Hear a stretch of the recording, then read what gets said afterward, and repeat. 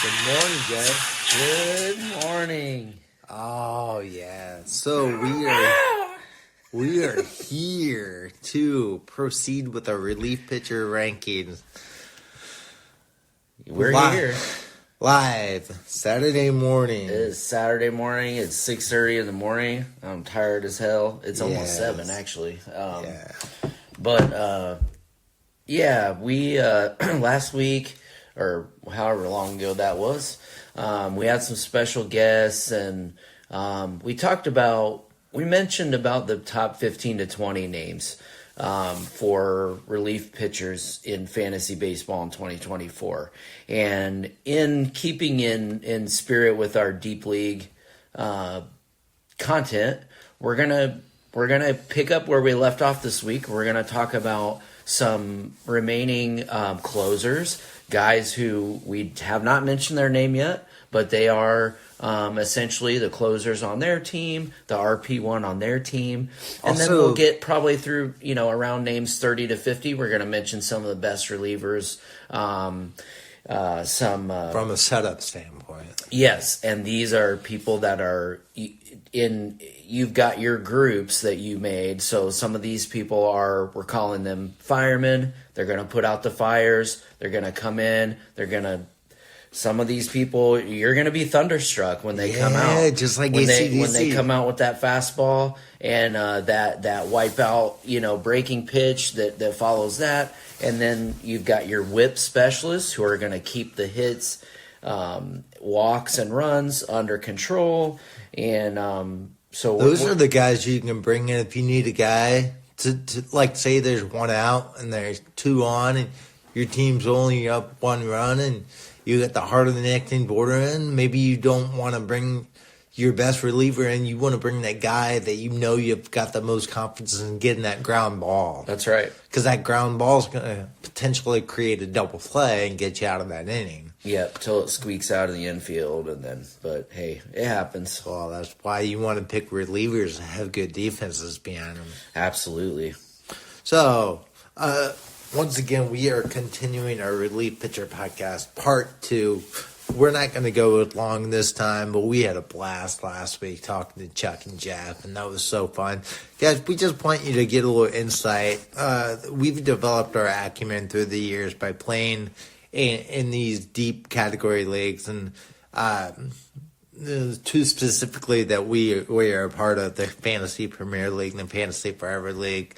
I encourage you to look us up. We are on Yahoo and Fantrax with those leagues, and just even if you just play categories leagues, those formats tend to favor category leagues really well. But anyway, the reason I'm saying this because a lot of people who publish content, when they do relief pitcher rankings, they really only cover who's the closers, who's in the committees for closers, or who's next in line to close. Well, let's throw all that crap out. We want quality closers, quality setup men, and quality relievers, because deep category leagues often play with holds and great ratios. So again, to reference what I had said last week, I believe when we're looking at relievers here, we're looking for guys that get results, they get saves, they get holds, they win, or they get win. Brett Suter for the Milwaukee Brewers 2 years ago had 12 wins. He wasn't a closer. He was just a middle reliever, usually came in the 7th inning. But I guarantee you look up his ranking in the roto ranks after the year, that 12 wins carried a lot of weight. I'm not saying try and pick relievers that project to get them any wins, but if you follow these philosophies and you pick relievers on good teams, you're going to have a chance at stuff like that. They're outliers, but we're chasing outliers in this game. That's how we win. So again, we're looking for relievers who get results, relievers who have whips south of 1.2, walk to his printing pitch, that is. They're only in for 1 to 3 innings, and so you don't want a guy that's going to walk the park. They don't have enough time to overcompensate for that. They need to be able to have some semblance of control. You also want guys with K per nines above a K an inning, if possible. If they're at a K an inning, they better bring something else to the table. You want relievers on good teams, and again, we mentioned those relievers who also have SP eligibility, because in some formats you can say you don't have any starters going that day and you want to get some good pitching numbers and all your RP and your P spots are filled. But if you got a guy that you know is a good holds guy and he's got SP eligibility attached to his name, or you can just plug him in and you got an extra reliever in your lineup. So that being said, Jay, we covered guys I feel like we thought would be comfortable as our number one relief pitcher in a deep league. And we went as far down as Clay Holmes. And some of us would probably not feel comfortable there. And some of us would. I'm in the boat that I'm confident in my ability to pick out good relievers later in the draft. So if Clay Holmes was my RP1, I would be okay with it. It's not my goal. Yeah. But today, I think we're going to focus more on the rest of this top 50 that I had come up with. Again, they're not rankings. They're just a compilation of different skill sets. But I will say that we believe that these relievers in deep category leagues should at the very least be your RP2. So by the time we're done with these lists, you really want two of these guys, RP1s, RP2s, the guys we talked about last week and this week. But for me and for some others, most others, two relief pitchers is not enough. So really this is just a start. This pool of players is so vast. So you really want, I feel like, bare minimum 4 relievers. Some of us like to go for more. Some of us don't. But that's why we're keeping it at 50, and we'll let you brace from there. Yes. Jay, I'm going to let you take the horn here. Some leagues are going to have 2 RP spots and 2 regular pitcher spots. Some are going to have maybe 2 and 3. So, yeah, I think you want to have like 2. You're probably trying to get like 2, let's call them closers on your team, and then 3 other relievers at least, right? And then you've talked about having guys that are starting pitcher eligible and building a little bit bigger bullpen that you can put out there day in and day out. And I agree with you on that. You know, when we finished our conversation the last time, I left thinking, there was a couple guys that we didn't mention that I would feel actually pretty good about them being my closer. And we're going to get to those names in just a minute. But, the other thing that I was thinking about the last time we talked, and I'm not sure if I said this at the beginning last time, but boy, last year in the Premier League, did I invest a lot of capital into having what I thought were 2 pretty good lockdown closers, and doggone it, they just didn't really provide me what I was hoping to get from them last year. And definitely they were not like there for me down the stretch, and their usage went down so much in the later part of the season. So I had Jordan Romano and Josh Hader as my top 2 relievers last season in the Premier League. And Hader, I think he dealt with an injury maybe 2 last year, but Romano definitely dealt with an injury. I think it was a shoulder thing. Gosh, now I was... They really used him weird, too. Yes, and they were really and the same thing with Hader, they just were not, they would not get him work unless it was a safe situation. So he was not getting work. Now, to an example of a different example would be Emmanuel Clase pitched over 70 innings last year, and he was getting put in the game in non-safe situations. Sometimes when they were down a run or two, Chuck, brought that up last time. And, I don't know. I don't think he always did great in those situations necessarily, which you do start to realize with these closers, like sometimes it does matter, when and how they're implemented in the game. But their usage was just not there at all down the stretch. So I got nothing from those guys in the later part of the season. Having said that, you have to strategize around that. You've got to, if you're not getting the usage, you've got to adjust there, and you've got to fill your bullpen with other guys that are getting to pitch 2 or 3 times a week. But you bring up a good I left point. with a bad taste in my mouth after last year. So my philosophy right now is I'm not willing to spend on these top guys in the draft. And I'm going to tell you some names that Deep League listeners that are going to most likely be my closer going into this season. Or my top relief. Let's call it that. Punt saves.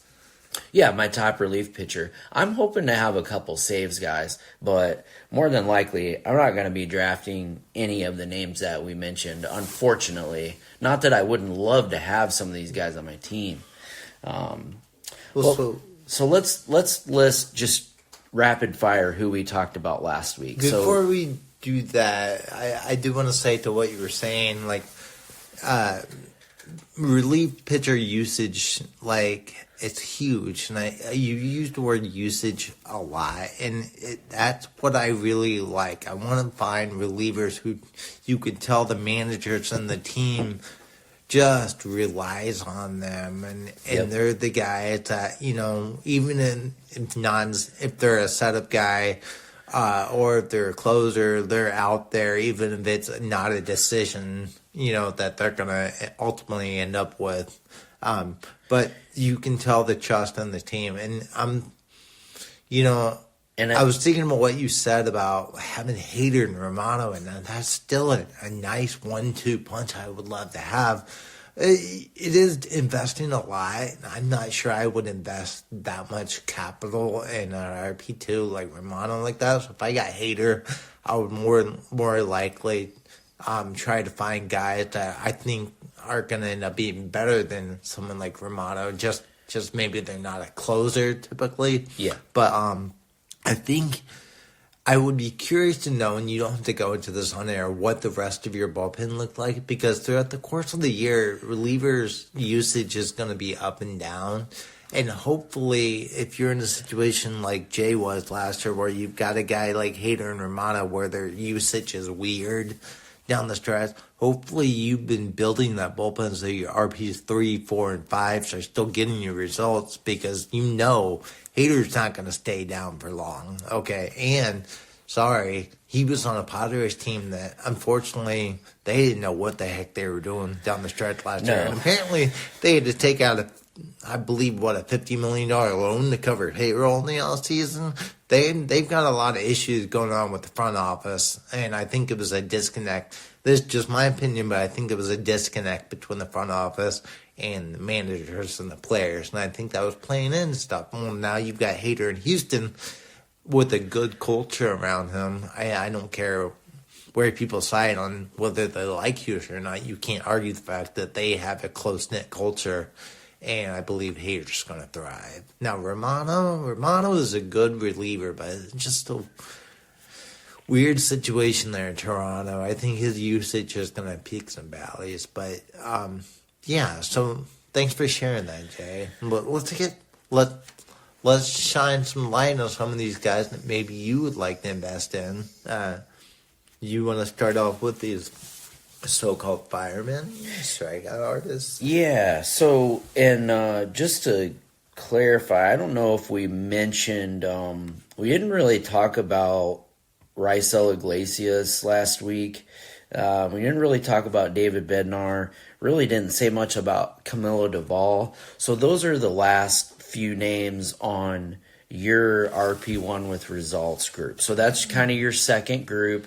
That's your guys that you still feel comfortable with them as your top Do we guy. want to repeat all these guys that I would consider an RP1, just for clarification? Yeah, just go right down the list. Okay. So, again, there is... I broke up in 2 categories now. Again, it's going to be flexible, but we're not going to focus on these guys today. We covered these guys last week, but if, Jay, if there's something you want to say about a few of them that we didn't, you can. But we got Elias Diaz, Now, these aren't all traditional closers, too. Some of these will be used to get saves and holds. But Elias Diaz, I'm sorry, Elias, oh my God, Edwin Diaz. Why did I say Elias? He's the catcher for the Rockies? Yeah. Guys, I've not had enough Hey, coffee. it's a name worth mentioning, It is. But the only thing that guy's got going for him is he plays in Coors Field. So. Right. Edwin Diaz, Joan Duran, Devin Williams, Emmanuel Clase, Pete Fairbanks, Josh Hader. Now we get into the guys that I consider solid, straight-up RP1s that get you results. They have some of these strikeout tendencies, but I just clump them into RP1 because I feel like they are solidly an RP1 that you can feel good about. Andres Munoz, Ryan Helsley, Evan Phillips, Tanner Scott, Raisel Iglesias, David Bednar, Camilo Duvall, Jordan Romano, and Clay Holmes. I don't, not a lot to say besides the fact that I didn't want to overlook these guys because David Bednar in 2023, he's been late out ERA, for a couple years now. 2. ERA 2. The WHIP was 1.1, which, he got 80 strikeouts in 67 innings and 39 saves. So you're talking about, he's the outright top guy now. Not that he wasn't, he was in 2022 as well, basically. He was getting the mixed, I think, usage in 2022. He may have been in a more flexible role, but now he's the closer. And, the Pirates were winning a ton of games early in the season last season. God, you remember that crazy run they went on before weren't they winning their division in May and maybe even into June? I'm trying to remember how long that lasted. Anyways, I feel like the Pirates always in April and May get off to a good start and then they just become the Pirates again. I hate it. But they were hitting out of their minds, David though. Bednar. I hate it for guys like Brian Reynolds. I hate it for guys that have been there, that are good, solid players that just cannot seem to see success. I think a lot of them are good, solid baseball players. It's just, they don't have obviously, we know what they don't have. They don't have the payroll. They don't have the big names around them or any free agents come into town, but that's not who they are as a team. It's not, it's like, God, can they ever be remember what the Padres were before they were the Padres that we know now from the last few years? They were not that different from the Pirates 5-6 years ago. No, they weren't. Anyways, Bednar definitely belongs on this list. Camilo Duvall, his WHIP in 2022 was 1.24. It got better in 2023. It was 1.14. He threw 87 strikeouts in 67 in 2/3 innings last year, with 39 saves as well. So, yeah, definitely belongs on this list. Raisel Iglesias, I don't know what to say about this guy. I was not high on this guy for a couple of years. I had him all year last year. I didn't trust him for a while, and then the last 2 years in fantasy, I can't argue with results. I can't argue with results. He's one of your best results getters. Yeah, Here's the thing. He's getting older. Cannot argue People with that. keep thinking he's going to decline, but he is who he is. He's one of the few guys where he's being paid to go into the ninth inning. Yep. It's a clear, defined role, and Right. he's the closer on arguably the best team in baseball. At least they've been the best team in the regular season the last few years, which is all we truly care about for fantasy purposes because we don't collect stats in the playoff.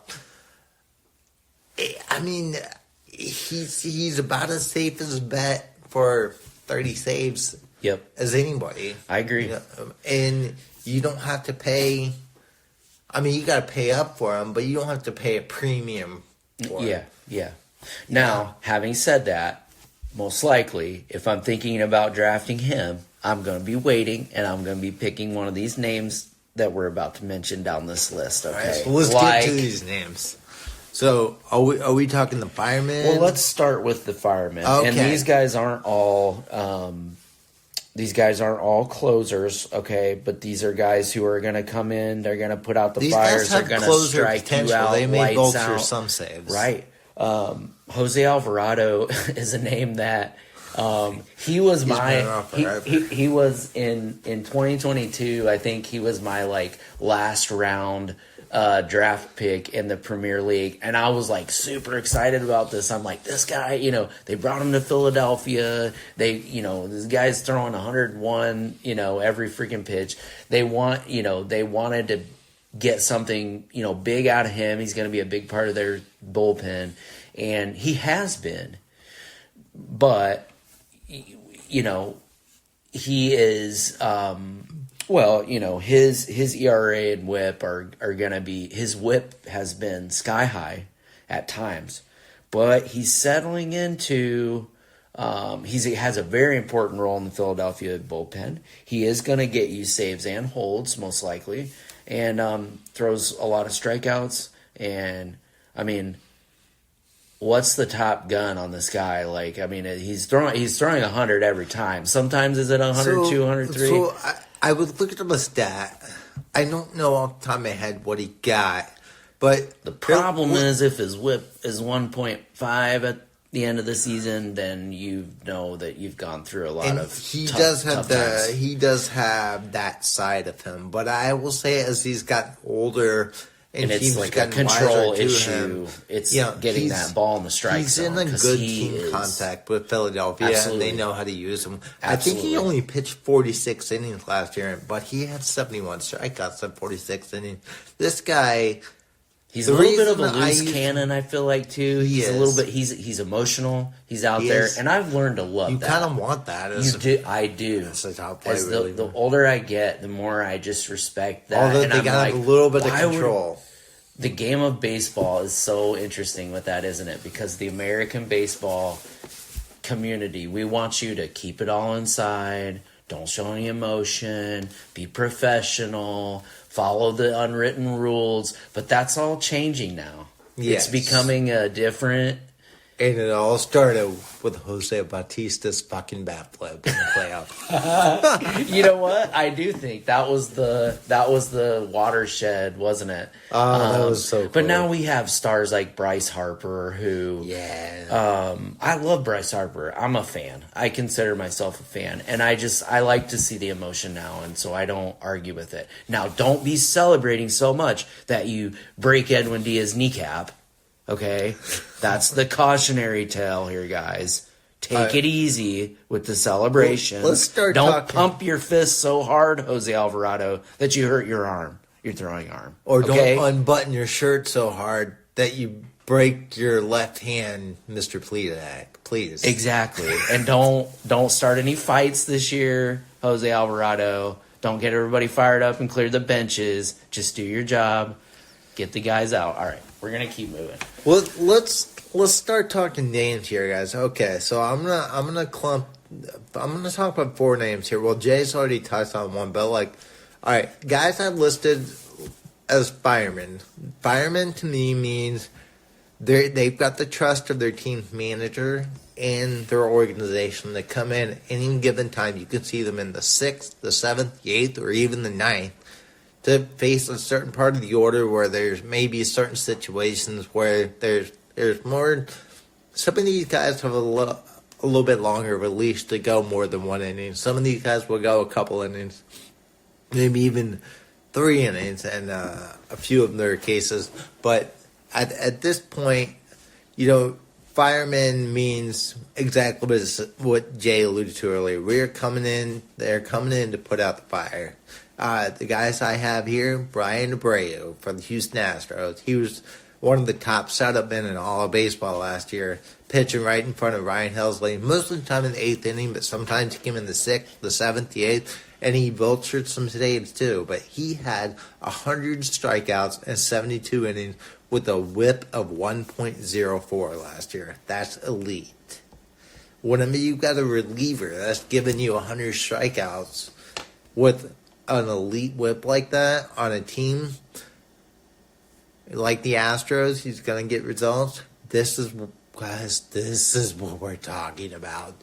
This is why you don't have to chase closers on bad teams when you can just say, oh, maybe I punt saves the first month, invest in a guy like this, and then pick up some of these guys off the waiver wire that are going to get 10 to 15 saves down the stretch once they've won their jobs, instead of avoiding the mess of closer situations that have to sort themselves out in the spring.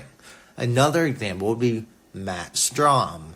He was a former starter for the Padres that kind of went through his ups and downs, and then he came back to Philadelphia. He's been there for a couple of years, and he's come on strong as a reliever.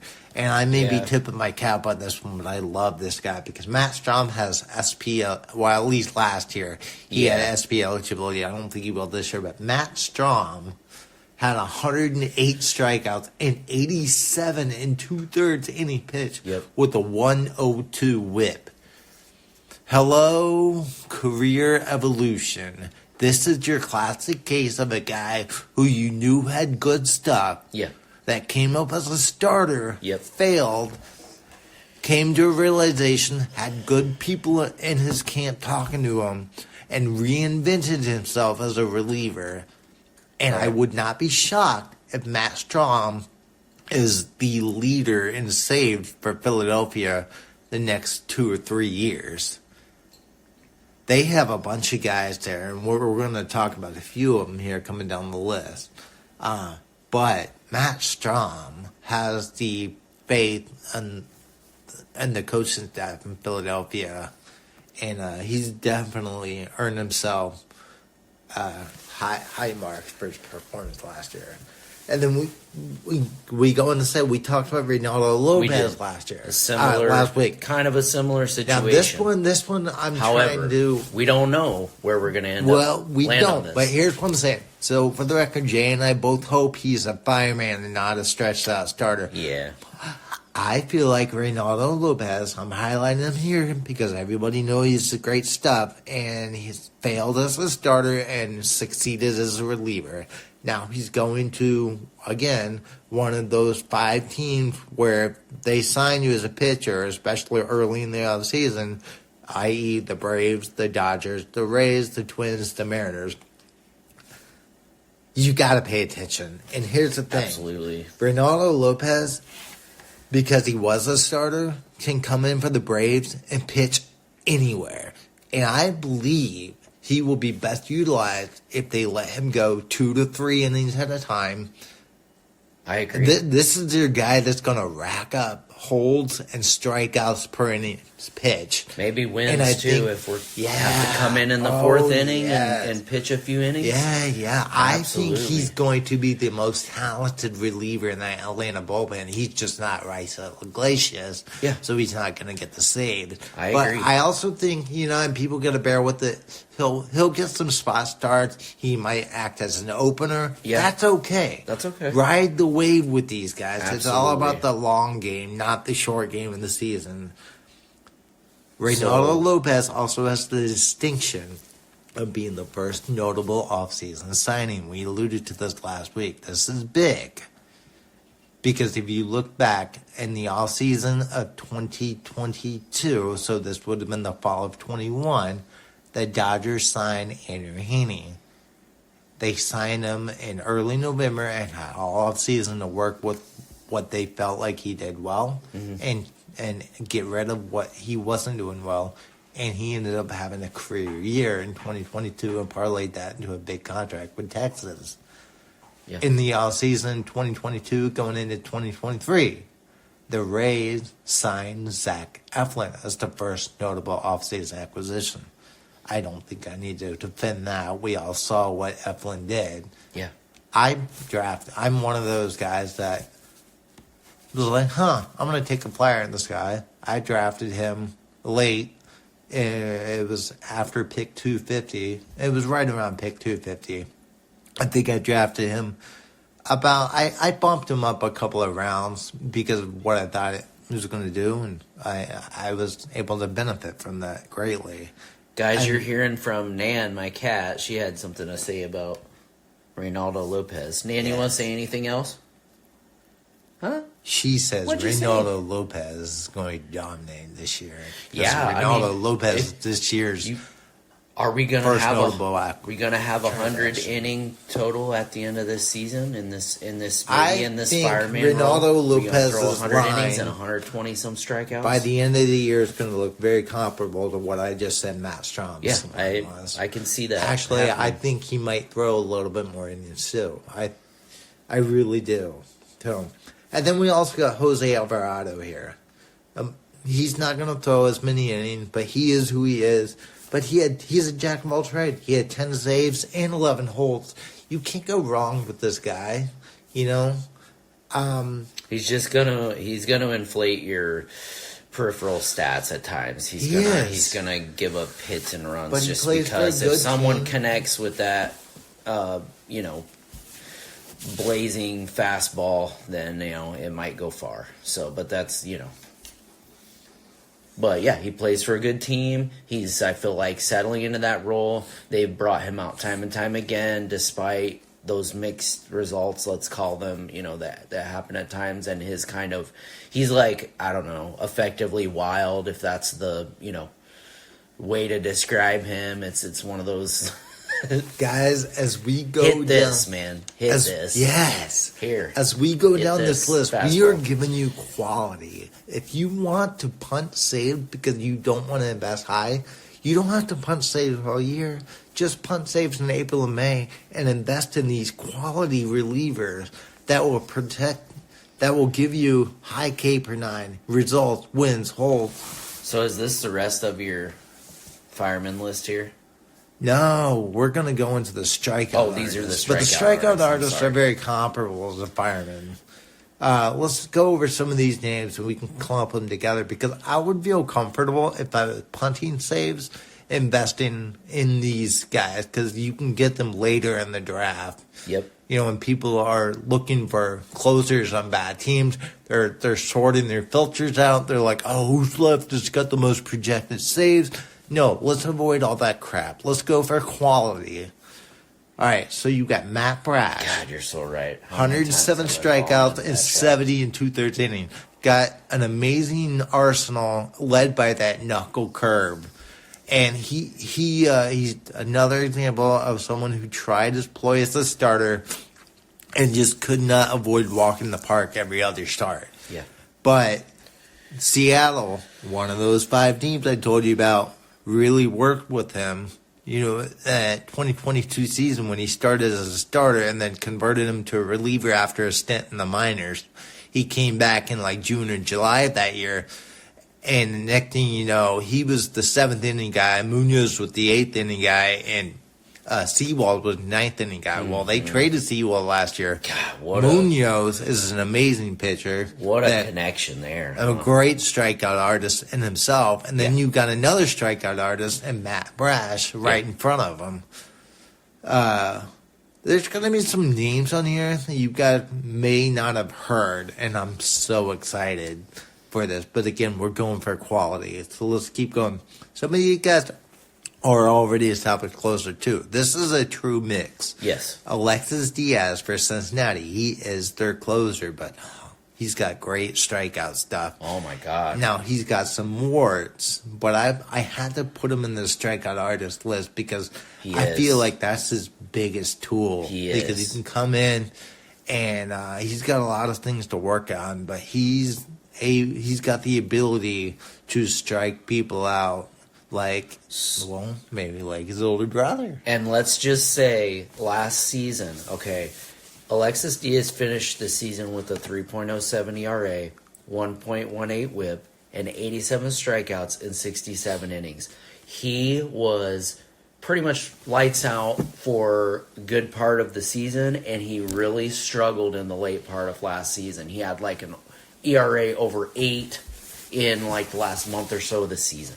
And that is what inflated these numbers. So what you're really looking at, possibly, is is lower ratios and maybe even more strikeouts than what strikeouts per inning than what you're seeing right here. Oh yeah. And he's going to get plenty of saves on the Reds are another team in baseball that got better from last season to this season, like a lot of teams. I'm so excited about baseball right now. So many teams got better. Anyways, let's keep going down this list. So this is so fun. I love this list, Chad, because we're just all over the place. Too. We went from an established guy in Alexis. Well, if you want to call him established, he only got that job in the last year. Yeah. But let's talk about a guy who, if I gave you his last name, I feel like the majority of the fantasy community wouldn't even know his first name. Ladies and gentlemen, this is a deep league special sleeper right here. His name is Abner Uribe. He pitches for the Milwaukee Brewers, and he's not made it to the bigs yet. But with the Brewers trading away Corbin Burns and their potential trade of Devin Williams looming at some point in the future, this guy has the attention of all the Milwaukee faithful as their future potential closer. This guy has elite stuff. We've just not seen him in the majors, and if you look at his minor league numbers, the strikeouts per 9 are really, really not even the results show it. Like, you have to watch him pitch. He's got filthy stuff, and he's coming up in an organization that's not bad. They're not bad at working with the project pitchers.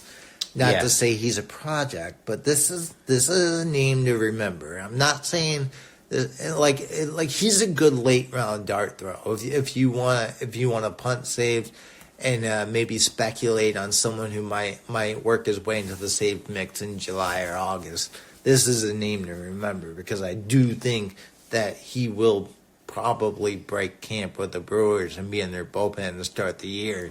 He's just going to be in the 7th or 8th inning roll to start, so he may get some holds, early in the year too. They got Joel Pimps there, so he's probably going to start off 3rd or 4th in line, but that's okay, because you're getting him for the strikeouts, and that's where we have the strikeout artist. Now let's go from a complete unknown to one of the game's most dominant closers of the last 10 to 15 years, and Aroldis Chapman.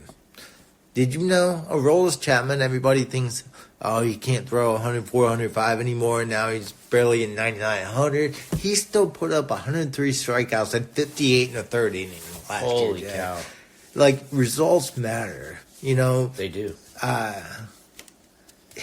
Gosh, I don't know that I don't know that I would trust Chapman as my RP1, but he's not a bad bat as your RP2. He's starting the year off in Pittsburgh, signed a 1-year deal, and with the idea, I guarantee, is to be flipped to a contending team at the deadline when the Pirates inevitably sell, and we'll see. We'll see what happens. But to finish this list out, we got another unknown here. This is probably my favorite unknown right here. This is Kyle Hurt of the Dodgers.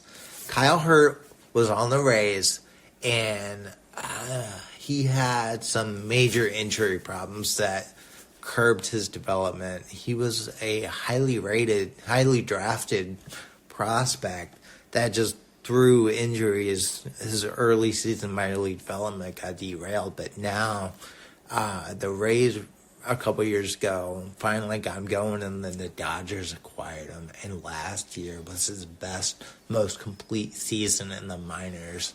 Through 3 levels, he made it to the big leagues at the very end. A little 2-inning cameo appearance where he struck out 3 batters, and it was the heart of the Padres lineup. So this guy could be, I think his goal is still to be a starter. But with the Dodgers, I believe he's going to make an even better, like Reynaldo Lopez type this year. This guy is someone to watch out for as a reliever with the potential to be a starter. This guy is one of your guys that he's got elite strikeout stuff, great control, and he's in an organization that's going to help him optimize his talents.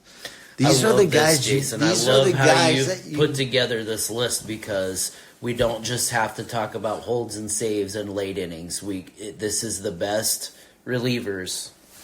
These are the guys that if you want to take a late round dart throw and even a deep league, that should be available past pick 300. Some of You these guys mentioned may Joel be available Payamps, past pick 350. Payamps isn't even on your list. Payamps got a lot of holds, but I don't see the peripherals putting him into the closers. He is a fine holds guy. He was so good for a good part of last season, and then he started to fade as the season went on, and I had to just let him go back into the free agent market. But God, he was so good for me. He was such an important part of my bullpen for a good part of the season, and I did not see coming that I could no longer depend on him to do what he did for several months in the middle of the season. But God, was he good. Anyways, let's keep going on your list. So to finish the strikeout artist list, I have a couple Phillies and then a fun one. So Gregory Soto and Sir Anthony Dominguez go along with Jose Alvarado to it's going to be anybody's guess who really gets the saves and the hold, but they're all going to be in the late inning mix in Philadelphia. And Gregory Soto and Sir Anthony Dominguez can strike out people with the best of. And so I included them here, but then the with one an I really ERA north of 4, though, and everybody thought that he was again going to be maybe the closer.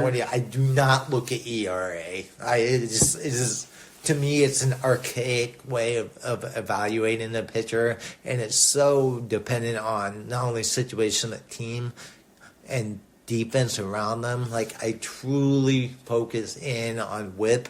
Well, here's what I'll K say: nine is that his others. WHIP went from 1.36 in 2022 with the Tigers to 1.14 last year. So I love that. He was doing something right in Philadelphia, and maybe where he was What's the biggest deployed. change? He went from Detroit to Philadelphia. And he was not a. That these guys all he had have 30 potential. saves in Detroit in 2022, and then just 3 in. But he was one of those closers that season, you're searching for when you're looking for those bad closers on bad teams that are going to just tank your ratios. Why? But now he's in a great situation, Philadelphia. Who again, guys? It's not all about the saves. The saves do play a big part of it. But it's about the holds. It's about the strikeouts. It's about the usage, how many pitchers they're getting. It's about their ratios. And when I say the ratios, I mean their whip. Like, are they keeping their walked hits per inning pitch low? ERA is going to be team dependent. I get it. It's a stat. It counts. But this is what we have control over. And to finish this list of strikeouts artists up, you probably got the front runner for saves in the worst bullpen in all of baseball, and that's the Oakland Athletics. But Mason Miller, he struck everybody out in the minor leagues. I believe he had like 144 strikeouts, like 69 innings over a full minor leagues. But he has never had a season where I think he's pitched like over 70 innings. So he's got workload concern, which why fine, turn him into a reliever because I don't think he was going to work out long term as a starter. So I'm really excited to see what kind of season he puts up. Now, I could foresee a scenario where he only gets like 10 saves, but for the innings that he will pitch, he will strike out a lot of guys.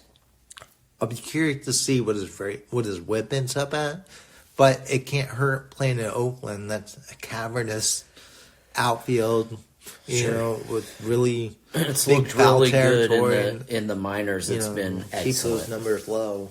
And his K per 9 has been pretty darn good. So, Jay, we kind of went all over the place with a lot of these guys. Let's rein him back in. And what about Sir Anthony Dominguez? You want to talk what about? happened with? I mean, he was You would, I think going into last season, a lot of people would have thought he would be the top guy in the bullpen, and that did not pan out. So what do we expect from him in 2024? I mean, was there really anything wrong with Sir Anthony Dominguez in 2023? I mean, let's see, what was the end result, and what do we expect from him in 2024? So last season, ERA was 3.78. I'm guessing that he started to improve on that as the season went on.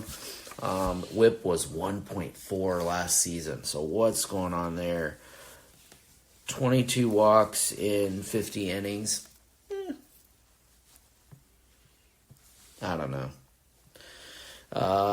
Only 2 saves, so not very many save appearances, but I don't know. I really haven't. I didn't take the time before this to analyze like what is going on there. But what I know is that a lot of people would have thought he would be the closer in Philadelphia. So, but anyways, let's go to your RP2 list. Yeah, let's do that. And I on air making a change, and I'll get to that in a little bit. But let's go down the list here and talk about guys that I would feel really safe as my RP2 in any kind of format. And this is Jay. This is so fun. We're going all over the place. We got relievers that could be drafted past pick 350, and then we got relievers that will probably be drafted in the top 100 that you got to pay premium for. So let's start talking about these guys that I feel are solid excuse me, RP2s. Here's how I'm going to do this, because we got a lot of names in this group and the last group, and I want to do them justice, but I don't want to go over each name. Okay. So I'm going to go down the list, and if I want to pick out somebody, I will. But if you want to pick out somebody, let's do it. All right. So these guys are solid RP2s. I've got Ryan Presley, AJ Minter, Paul Sewald, Adbert Alzolay, Giovanni Gallegos. Now I put Aroldis Chapman in here, but we already talked about him. David Robertson, Kenley Jansen, Garrett Whitlock, Griffin Jacks, Hector Neris, Jose Leclerc, Will Smith, and my omission, I just changed. I added Phil Maton. Phil Maton just signed with the Tampa Bay Rays in the last week. So that's a lot of names there. Jay, is there... No, I will say Paul Sewald, Adbert Alzolay, Kenley Jansen. Those guys are going to be closing wherever they're at. Well, I say that in Jansen's case. We know where Alzolay and Sewald are. Now, a lot of people, there are some people that would say, I'd like Alzolay better than Clay Holmes, and I would feel comfortable with him as my RP1. And I'll say to that, that's fine. That is my stance. My stance on Clay Holmes was, I think the Yankees are going to win a lot more games this year, and sure. I think he's not a bad reliever. He puts up a K per 9 and has decent ratios. So, but Alzolay is very similar. And Paul Sewald, while boring, he's probably going to get 25 saves in Arizona. On a decent team. I mean, I think they outperformed. Obviously, everyone remembers the World Series run. I just, there was a tale of a team that squeaked in and then got hot. I think they got better even from last season to this season, though. So I expect them to come out of the gate competing, and maybe they'll be in the same situation. I think, like we said, like they're, the division they're in and the league that they're in, the best bet is they got to hope that other teams don't compete as much for that wild card spot, and they gotta get that wild card spot because. I don't know. Yeah. Yes, they got better, but I don't know that they're going to win their division. They're going to be buried. And Shohei Ohtani is deferring $680 million of his $700 million contract so they can just go out and buy whoever. Yep. I mean, I don't think anyone's winning the NL West aside from the Dodgers for the next 5-6 years. So Adbert Alzolay and Paul Sewald are definitely my highlights on this list, and I would feel comfortable with Alzolay as my closer this season. I love this guy. I mean, another starter turned reliever, right? It's another story like that. Last season, ERA of 2.67, WHIP of 1.01, 9.4 Ks per 9, 20 saves last season in 2023. He's, I don't want to say proven, but had a great season last year. He's the closer this year, right? Or actually, is he? Throw that last bit out. This one I want to say. I'm with you. I'm buying Alzolay wherever I can. And Yeah. here's why. Let's not talk about saves. He's a good pitcher with good ratios and decent strikeouts. He doesn't stand out anywhere. And last year, he was the closer in Chicago because he was the best the Cubs had. There wasn't a lot of good in that bullpen. However, they went out and recently signed another guy that's on this list, who I just mentioned a little bit later, and Hector Neris. Yes. And I do believe Hector Neris will probably get some saves, too. Okay. Do I think he'll get more than Alzolay? No, I think Alzolay is going to lead the team in saves. But I do think you're going to have a situation where they kind of share the ninth inning. Sure. I think Alzolay probably gets 65 to 70% of their saves, and Neris maybe gets 30%, and then there's some random 5% amongst guys elsewise. But Sure. between those two, now that Chicago bullpen looks even better, and I think Hector Neris is going to make Adbert Alzolay better, which is why I would be more willing to buy Alzolay this year, because now Chicago, and there's a third factor to this, Craig Counsell is great at working with relievers. Josh Hader started his career wanting to be a starter. Milwaukee realized early on that he was going to walk the park. Craig Counsell was a big part of the evolution of Josh Hader into who we knew him to be. Craig Counsell does really well with relievers. I'm really excited to see how that situation plays out in Chicago. Also, I'm curious to see where Janssen signs, because Kenley's going to the Hall of Fame someday. I'm curious, who signs him to close. I'm not looking at, roster resource and all the franchises out there that need a closer, but hopefully he ends up in a good situation. So Paul Sewald is my other highlight on this list. So he's 33 years old, and I thought he was older than that. So I love that because I feel like he can continue this for a few more seasons, and albeit kind of, you said boring. I don't know if I want to go that far, but he does strike me as someone who. I wouldn't have He thought. held down Andres Munoz and Matt Brash, so I'm a little biased against him. Okay? Because those guys are electric. I would not have thought, but his ERA was 2.93 last season, which is perfect. Like, if he can keep it around 3 for who he is, I'm on board with that. He can be my closer. And his WHIP 1.02 last season. There you go. And 12.6 Ks per 9. See, that surprised me. He just doesn't strike me as a K per 9 guy but like that. He is. But he is. He and that's what you want. is. And that's why he's getting the results. So those are my two from this list that I'm like, they could be my closer, man. Oh, yeah. I'm with you. And I know I keep using the word closer, and I know we're saying, but they are quality. These are... Paul Sewald is a quality reliever. He definitely belongs on this list. And he's definitely, again, I would pick Clay Holmes over him, but I think I might be in the minority in that camp, and that's okay. I just feel like I would feel like a little slighted if he was my RP1. But if he was my RP2, I'd be elated. So Garrett Whitlock, another starter / reliever. This guy is the dark horse to be the premier closer in Boston. I think Boston's going to surprise some people. I'm not saying they're going to make the playoff. That is a tough division. But Did he really fail as a starter? I mean, there's just so much there, like options. Yeah. And I feel like I listen a lot to... Is he just not durable enough to be a starter? I mean, what's really the... If you listen to the pitcher list reliever guys, I believe it was either Rick Graham or Greg Jewett. I was listening to one of their podcasts when...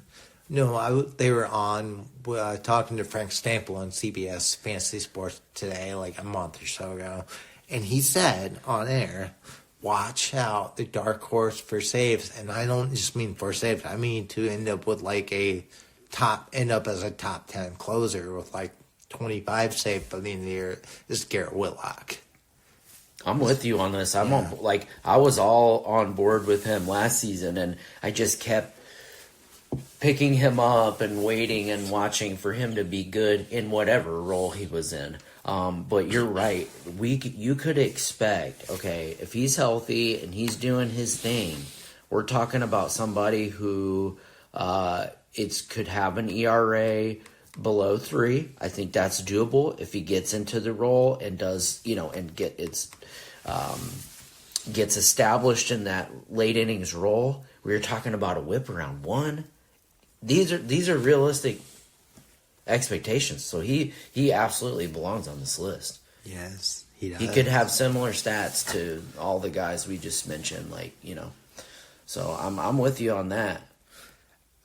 Anybody else on this list you want to talk about? Ryan Presley, people are going to be down on him. He's still going to be a solid quality reliever. Now, I want him as my RP2.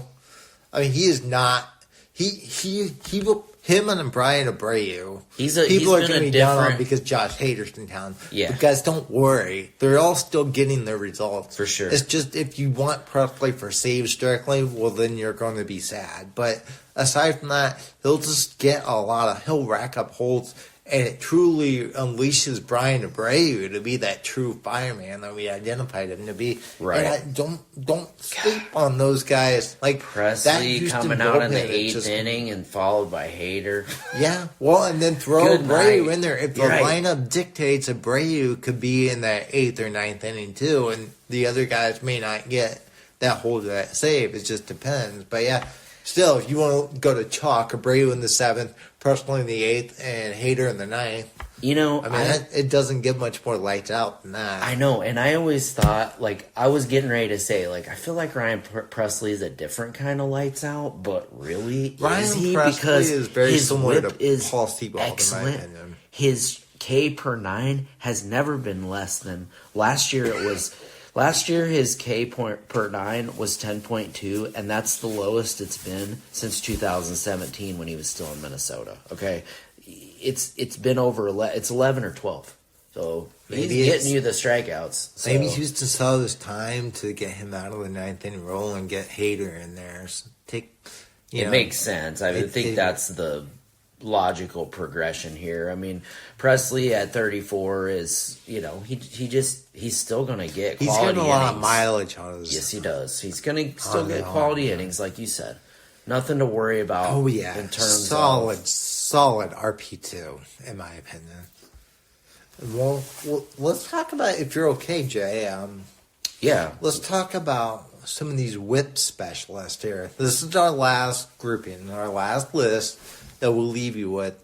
And if you don't mind, I've got 2 guys on here, 3 guys actually, I really want to talk about. But I can jump in. I'll name these guys and we'll start. Okay. So this last group here, when I say whip specialists, these guys have other skills, but these guys stand out in keeping those walked, hits, burning pitch elite. At least they did last year. And they've got that skill, or they're in a team contact that's going to optimize their skills to where I think they're. Some of these guys I'm projecting to be whip specialists too, and that's a dangerous game to play, but I've really looked at how bullpen usage has worked at the league, and like you said, Gregory Soto's whip went from 1.36 to 1.14, moving from Detroit to Philadelphia. That makes These all guys the are all difference in the talented. world for me. They're all talented. Yeah. They were drafted. They're pros for a reason. They got the stuff. You have to have the right team context and coaching around you to optimize your skill set. So anyway, without further ado, this last grouping, whip specialist, I call them, Robert Stevenson. Oh, we're going to talk about him. Brewster Gratterall, Yiner Cano, Caleb Ferguson, Aaron Bummer, Adam Ottavino, Justin Topa, Chris Martin, Jason Adam, and Colin Posh. Now, let's talk about Robert Stevenson, because Robert Stevenson kind of took the fantasy community by storm last year. Former failed prospect of the Reds, turned into, all of a sudden he finds his way on the Rays, and they say, hey, let's use your cutter a whole lot more, because that's a really good pitch. And he ends the year with like a really low whip, but he moved through a stretch from when the Rays acquired him. I forget when that was, June or July, all the way through the end of the year. His whip in that time was .68. This guy has the ability to be a lockdown closer, and now he's there's a low risk involved here. He turned that great half season into a free agent contract with the Angels, where I'm sorry, Carlos Estevez does not make my list, because I truly feel like Robert Stevenson will usurp him as the closer in LA. Fine, give him the month of April. The cream rises to the top eventually. Yeah, I can see that happening. They just gave Robert Stevenson. Right. The cream rises. Yeah, I think you got it right. Yeah. Anyway, it does. You got whipped cream, sour cream. Yeah, I was thinking corn for some reason. Cream corn? No. Yeah, they just gave Robert Stevenson 3 years, $33 million.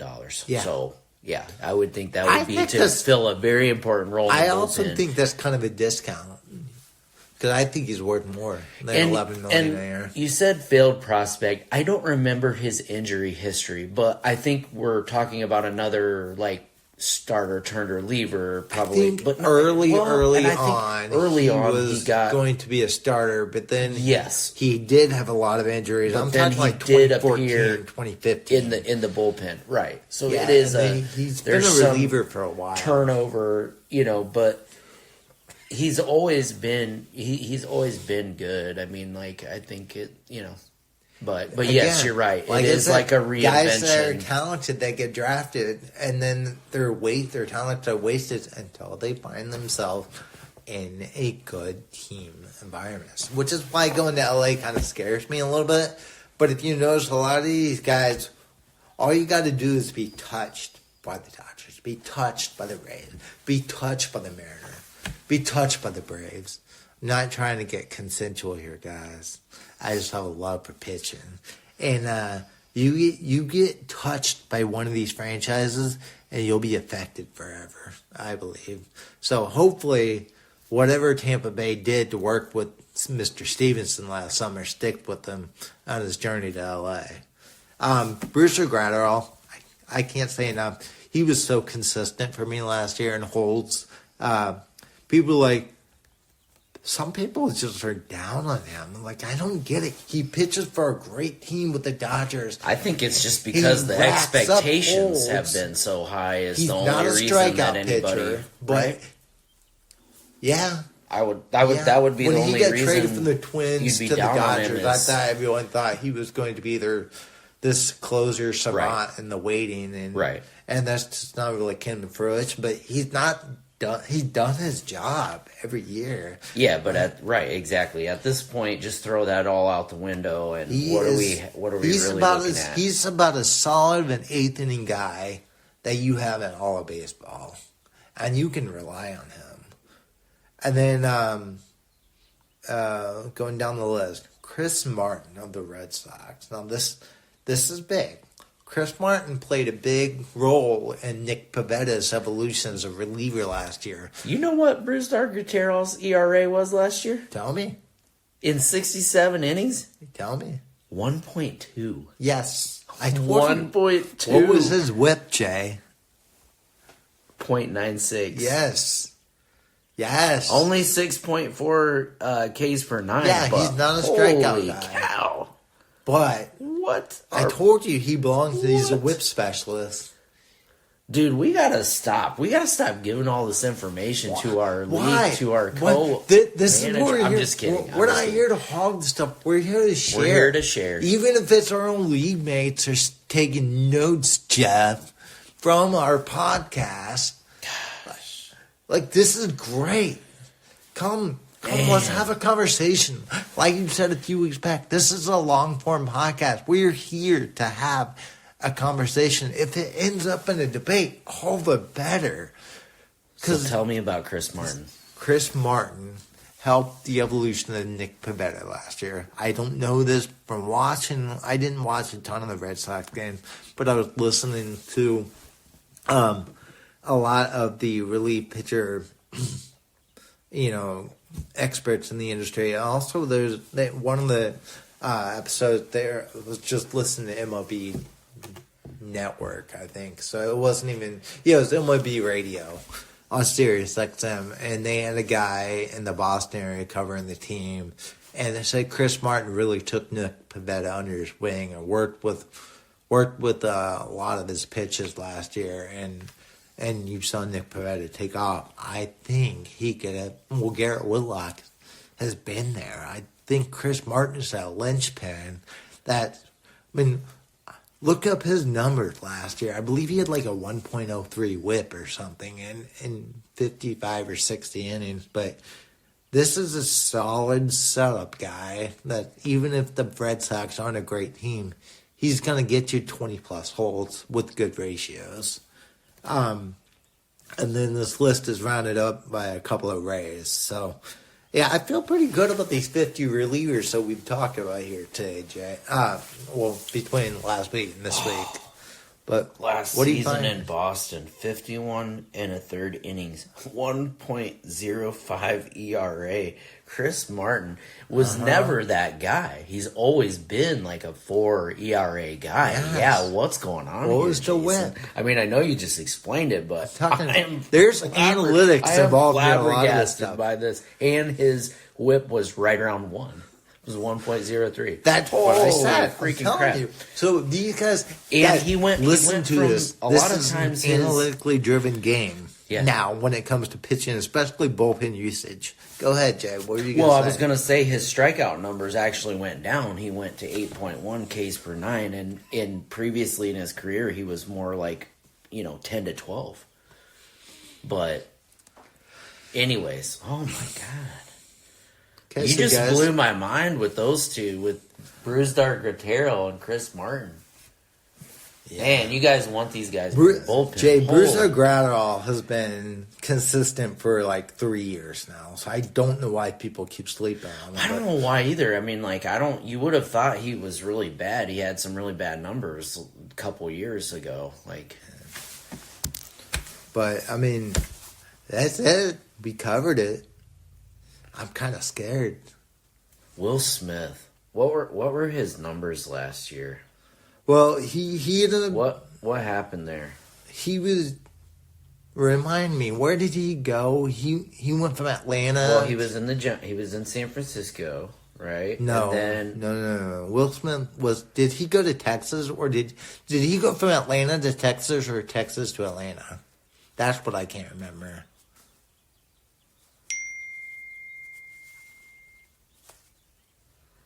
Anyway, Sorry. No, it's okay. Anyways,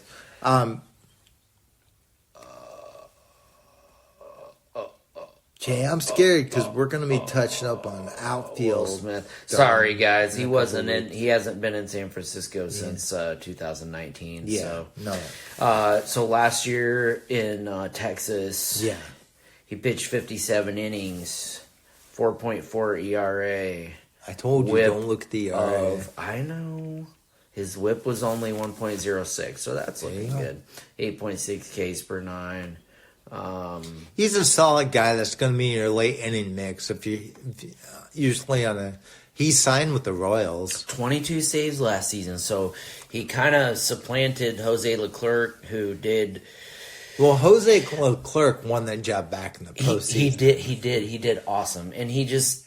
Yeah, But he just, I don't feel safe with It was Leclerc. a back and forth. I mean, Leclerc is a good RP too. That's why he made my list. But He's got yeah, some but he warts. completely had to be taken out of that role and then Yeah. work his way back in for whatever reason. It just wasn't playing Will Smith's well. going to get some saves in April, May, and maybe June because he's signed with the Royals. He will be their closer until they either flip him or maybe this year where the Royals compete in that weak AL Central.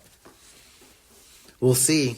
But, yeah, I think we did the relief pitcher some justice. I think we can put our stamp on this. Absolutely. So what's it going to be next time? Are we going to We're going to go into the danger start? zone and talk about the outfielders. All right. And then we're going to wrap up probably sometime in early March with, I'm sorry guys, but this is my pet, starting pitchers. And I'm saving the best for last. But anyways, Starting pitching has been something that I've been struggling with for, well, my whole fantasy baseball career, really, but especially the last couple seasons.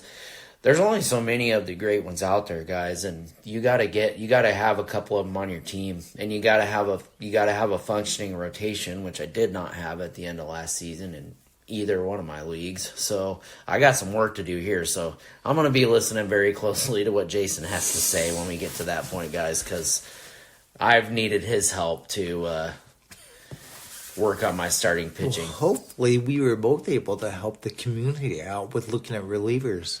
And getting away from this bad strategy of picking relievers that are in committees and bad teams. Go for quality.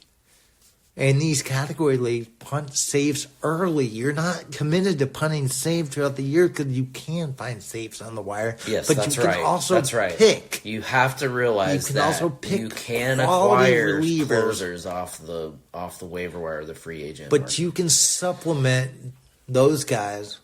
I mean, those guys will be the supplementation when you pick them off the wire because if you invest in quality settlement, Firemen, Strikeout Artists, quality relievers that will be the linchpin of your bullpen, then you can get that guy that gets you 10, 15 saves off the wire down the stretch to give you saves so you're not completely punting that category.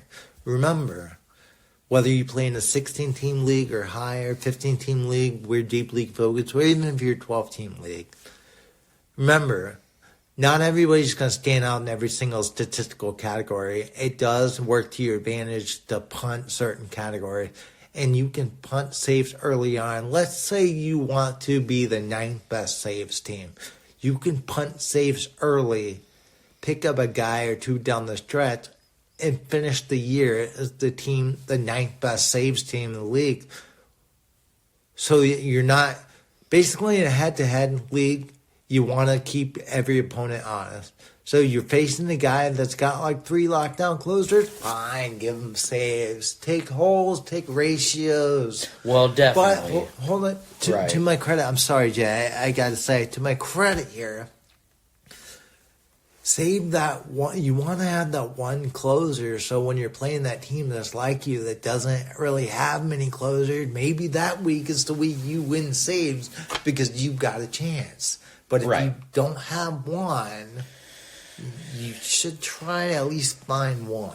Yeah, you want to be careful. You don't want to punt a category altogether if you can help it. You don't ever want to. You want to give yourself a chance to win every category every week, if at all possible. So yes, you want to be, careful with that strategy. And some of the flip side of the coin is that, and also that we're kind of deep league focused. You're talking about a 10, 12 team league. Everybody's got 2 outright closers, and everybody can have 2 or 3 of these guys that we just mentioned in their bullpen. So with this deep league focus, I agree with everything you said. This has been fun, Jay. This has been fun. I'm ready for the next one. I'm ready to cover the outfield because, again, we're going to have a list of, 50, 60 players. Okay. We're going to have to talk about how we're going to do this because it's already mid-February almost, and we got to get through outfield and starting pitching.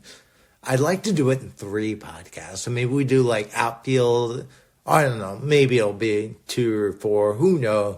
I think we have one marathon, and under the lights with this, We can do a 2-hour hoping podcast, Jay. We can do a 2-hour podcast now. If you all that 2-hour podcast on starting pitching. I was hoping that that spring training would have already been started when we talked about the outfield, but that's gonna be when we do pitching. But pitchers and catchers report this coming week. Yep, It's exciting, guys. It is. It's an exciting time to be a baseball fan. Absolutely, And to be a fantasy baseball player. So many teams in baseball have gotten better and are gonna be like competing. That's why I'm so excited. And I know I get thinking that this or that team's gonna actually compete. I start getting my hopes up, but it's so exciting right now. It's going to be spring training. Hope spring is eternal, right? Absolutely, man. Yeah. The NL Central, I'm excited, but I'm actually excited to watch some of these teams in the AL Central. Everyone's like, nobody's talking about the Guardians, and I'm like, why is nobody talking about the Guardians? They're probably they might win their division. Did they get worse? No. From last season to this season? Did the Twins get any better? I don't want to bleed my love into Mr. Pablo I know Lopez you love Pablo Lopez. I'm telling you guys, like, the American League Central is to be had, but I do think the Twins have another gear they haven't reached. Well, that I can't argue with. I mean, I don't... Just think of half of those guys on that starting 9 stay healthy. What would a 120 to 130 game season from Alex Kirilloff look like? What would a 110 to 115 game season from Byron Buxton look like? How about a 140 game season from Max Kepler? Like, all of these guys. How about infusing real results from Edouard Julien and Royce Lewis? Oh my gosh! How about a productive Royce season Lewis? from those There you two go. at the top of your. What would a lineup, 120 maybe? game season from him look like? I mean, they've got the players there on the offense, and they got the pitching led by Mr. Pablo Lopez himself. But I mean, Joe Ryan is really like to be your your number 2 guy in the rotation. And then they've got good pitching development there, too. I told you they're one of the 5 teams to watch for. Bailey Ober really kind of like, you didn't have to look very far to see him coming, even though he was the 6th guy to start the year last year. He had a good 2022 season that should have shown you, hey, this guy knows what he's doing, Well, he's right there in that number 3 spot in the rotation, he is, too. Like, what can we get from Chris Paddock Paddock? is not going to, But overtake him and be in the 3rd best. But can we get, say, 20 to 25 starts from Chris Paddock and see if he's 75% of the 2019 Chris Paddock that everybody loved? And in today's game, you just need him to go 4 or 5 innings. Like, you're not trying to turn him back into, you're not trying to get 7 innings out of this guy. It's not happening. This is my dark horse team. This is my dark horse team. Get him through the 5th. Try to get him through the 1st and get him through the 5th. And Jay, this is my dark horse team to sign one of the pitchers that's left out there. I'm not talking about Blake now, but I really could see Jordan Montgomery going to Minnesota. Oh man, if he fit does in that rotation, he fills as a out the left-hander, rotation perfectly. because that rotation needs a lefty. Yeah, and let's say that rotation you add Jordan Montgomery, and let's say you go Pablo Lopez, Joe Ryan, Jordan Montgomery, Bailey Ober, and then let Chris Paddock and Louis Bartlett, or they can go 6-man, but let Paddock and Bartlett to keep Paddock healthy. Watch out. I do see Minnesota as a dark horse landing spot for Jordan Montgomery. We're going a little long here, guys. We really enjoyed talking about relief pitchers today, and hopefully we shed some light on some of your draft endeavors and what to do and what not to do. Guys, look forward to our outfield podcast, position preview, position rankings. Look forward to our starting pitching rankings. Guys, go back and listen to our catcher position rankings. Go back and listen to our second base rankings. Go back and listen to our shortstop rankings, even though we left O'Neal Cruz off of our list. That's Sorry okay. about that, guys. You know that what? was just like, I'm not worried about it. I'll take the lump on that. So I based a lot of these position eligibilities on games played the previous year, and even though I know O'Neal Cruz is a shortstop, Yeah. he got hurt like the first week of the season last year. I don't think in a lot of the leagues, like CBS, he did not meet enough games at the position to be more than a util only bat. So I didn't include him. Sure. But unfortunately, I was wrong. He actually had 7 games in at shortstop, which in Yahoo and Fantrax gives him shortstop eligibility for this year. So he was an omission on my part. That was an error because I thought he played less in the required games. So I'm sorry about that, guys. But I believe I said, if you go back and listen to my shortstop podcast, if O'Neal Cruz... We did mention his name once. He would fit right there at number 10 on my shortstop ranking, right ahead of Ha-Seong Kim, and behind, I think, in the whole tier of C.J. Abrams, O'Neal Cruz, and Jackson Holiday. Right behind Jackson Holiday. And what we did mention was his physical stature, which I like. He's got that going for him. Okay. Wow. Does he end up right? He's like the Ellie De La Cruz body type. Does he end up playing right field someday? Is he going to be a shortstop for his whole career? That's one of the conversations to be had about him. And De La Cruz for that matter, but at this point, De La Cruz, oh my God. I just love these athletes, man. I just love their ability to tear around the base paths. This right here, guys, is why you should tune in to us every week. Every time we do a podcast. Because Jay and I balance each other out so much. Like as much as I feel like I know about pitching, I sometimes leave myself short-sighted on hitting. Well, Jay has a very strong background with not only like good hitting, but solid hitting across the board and not chasing too much on elite hitting and leaving himself short on other parts of his roster. Jay has a history in his leagues of having solid hitting lineup spots 1 through 9. I have to say that I feel that I've fallen into what you fell into a few years ago and what we still have to keep ourselves out of, which I've been getting too cute with it, man. We're addicted to trades. That too. Ladies and gentlemen, my name is Jason Call, and I'm addicted to fantasy baseball trades. I'm addicted to fantasy baseball, period. But yes, we get addicted to trades, and yes, and that is a scenario where you can get too cute with it. You get focused on one guy. Gotta have this guy. He's so good. Well, just be careful that you're not getting too cute with it. And when I say cute with it, I don't have to overwhelm the other guy to get a trade through. If it gets to the point where you have a strong offer on the table and he's just teetering, but he's not going to do it, what I'm going to try to do more of this year is letting it be instead of trying to overwhelm him, because then in the end I end up being the one. Yeah, but you have this history of being that guy that makes offers that people can't refuse. And so I don't think you should be too down on yourself for that. But when I say too cute, I mean I got stripped of power at some point. And I used to be that guy always chasing the power. And really it got a lot of good results for me. And I don't want to forget that. You can never have too much hitting, and you can never have too much power. And I talked about that on our strategies podcast last season. And go back and listen to that, guys. That was last June.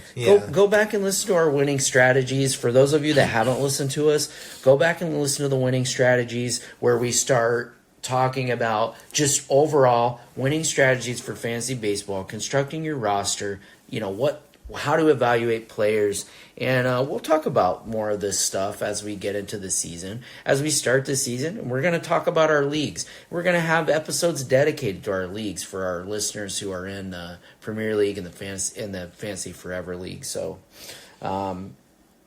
anything else you want to say? I think it's a good signing up. This is it, man. Let's get out of here. We are the Fantasy Baseball Advocates signing out. Be well, guys.